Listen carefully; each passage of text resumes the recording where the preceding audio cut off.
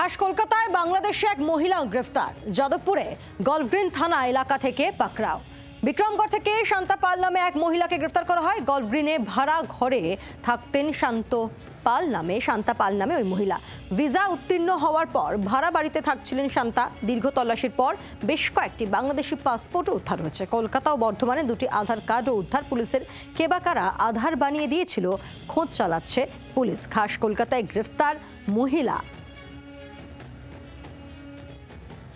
শান্তা পাল নামে বছর 28-এর এক মহিলাকে গ্রেপ্তার করেছে পার্কস্ট্রিট থানার পুলিশ।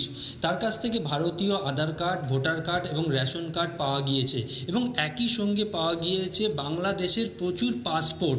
কিভাবে এই মহিলার কাছে বাংলাদেশি পাসপোর্ট এলো সেই বিষয়ে তদন্ত শুরু করেছেন তদন্তকারী কর্তারা।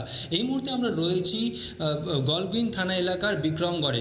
সামনে যে ফ্ল্যাটটা দেখা যাচ্ছে, অর্থাৎ বিক্রমগড়ের এই ফ্ল্যাটে গত 7-8 মাস ধরে এই শান্তা তার স্বামীকে নিয়ে এখানে ভাড়া হিসেবে থাকতে শুরু করে এবং সঙ্গে তাদের একটি ছোট্ট সন্তান, অর্থাৎ তার বোনের ছেলে, সেও এখানে থাকে। এই মুহূর্তে দেখা যাচ্ছে শান্তার মা এসছেন, তবে তিনি কোনো বিষয়ে কথা বলতে চাইছেন না।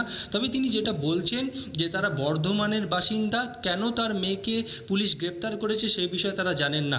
এবং পাশে যে দেখা যাচ্ছে ঘর, অর্থাৎ এটা ল্যান্ডলর্ডের ঘর। ল্যান্ডলর্ডের সঙ্গে আমরা কথা বলার চেষ্টা করি। তিনি যেমনটা বলছেন 7-8 মাস আগে তারা ভাড়া হিসেবে এখানে থাকতে শুরু করে এবং তাদের কাছ থেকে ভারতীয় পরিচয়পত্রই তারা পেয়েছেন। তবে পুলিশ গ্রেপ্তার করার পর তারা জানতে পারে যে এই মহিলা বাংলাদেশি। তবে এই মহিলার কাছে বিভিন্ন ধরনের পাসপোর্ট, অর্থাৎ বাংলাদেশি পাসপোর্ট কিভাবে এলো, কবে থেকে এখানে এই মহিলা থাকতে শুরু করে এবং কাদের কাদের সঙ্গে যোগাযোগ রয়েছে এই মহিলার, গোটা ঘটনার তদন্ত করে দেখছেন তদন্তকারী কর্তারা। জি 24 ঘন্টার জন্য ক্যামেরায় মিন্টু বসাকের সঙ্গে রনয়, কলকাতা। বাংলার আওয়াজ, বাঙালির আবেগ, জি 24 ঘন্টা।